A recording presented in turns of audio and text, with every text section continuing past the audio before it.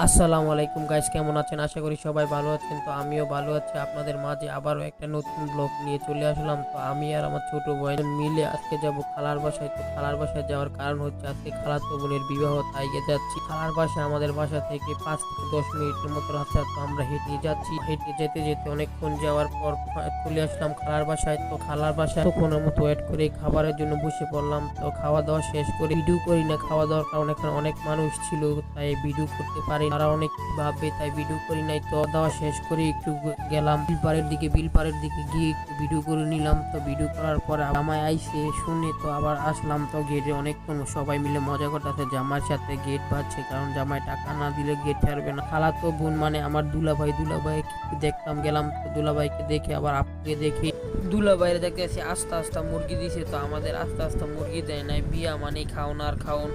তো বিয়া দেওয়া খাওয়া দাওয়া শেষ করে আবার বাড়ির উদ্দেশ্যে